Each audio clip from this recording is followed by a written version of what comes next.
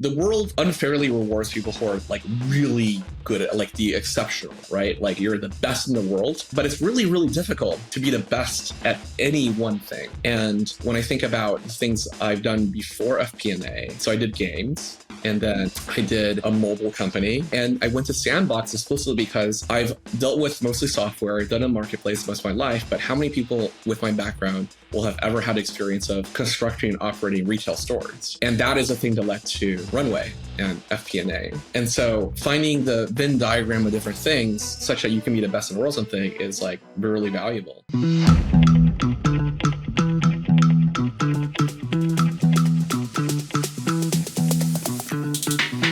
I'm so curious because yes, you had no real business experience, but you had this amazing knack for nailing the human psychology and like getting the product virality to really explode.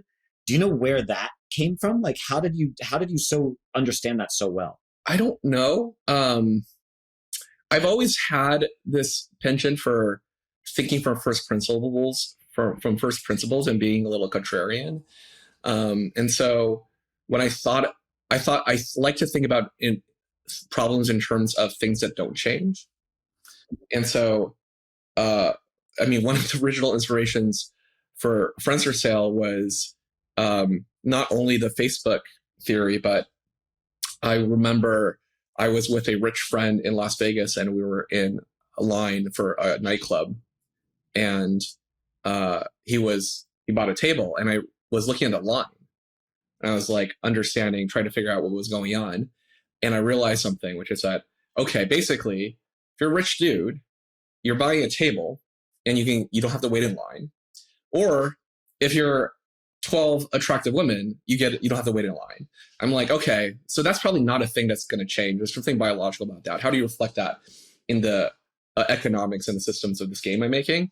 That was another inspiration. So I don't know. Like, I think probably just having a sense of disconnection from moving to different countries, as giving perspective where I'm like looking at not people, not just as people, but also as sort of humans, and from a more disconnected biological perspective. That's informed a lot of how I think about the world. And so how did you get from that to FP&A B2B software? Yeah, so I think one of the things that I've always done unconsciously, and wasn't until I read this book, I think it was called How to Fail at Everything and How to Win Bigly Anyway. It's the Scott Adams book. He had this really interesting framework that I now apply intentionally, but at the time I didn't realize I was also applying unconsciously. And he made this observation, which is that the world unfairly rewards people who are like really good at like the exceptional, right? Like you're the best in the world, then you get unfairly rewarded, right? I read something like, someone told me who's like really into tennis that only the top 50 tennis players in the world can make a living out of it, right? That's not that many, right? And then even in that 50, there's a power law. Like the number 1 to 2 makes like 100,000x the money of number 50. Right? That's kind of how the world works. But it's really, really difficult to be the best at any one thing. So he observed that it's very difficult to be the best writer in the world. It's very difficult to be the best artist in the world. And Scott Adams looked at himself and he said, well, I'm not going to be the best artist in the world because I'm just an okay artist. I'm not going to be the best writer in the world. I'm just an okay writer. But that means I can be the best comic strip artist in the world. Right? And so finding the Venn diagram of different things such that you can be the best in the world something is like really valuable. And when I think about things I've done before FP&A, right?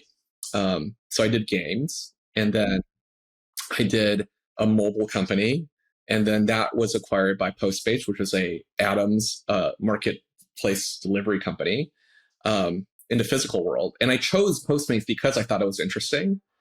Like software that interacts with atoms is pretty interesting.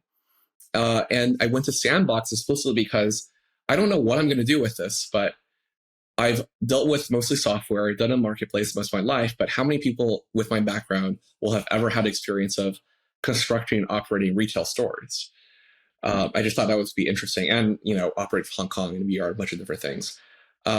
And that is a thing that led to Runway and FP&A.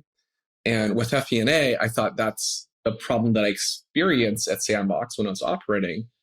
And though it was B2B SaaS, which I've never done before, right? So that was like probably like the only major category outside of like, I mean, even technically, like even hard tech, we did hardware at Sandbox, like a company I haven't been exposed to. I thought it was just going to be really interesting. So that's how it happened.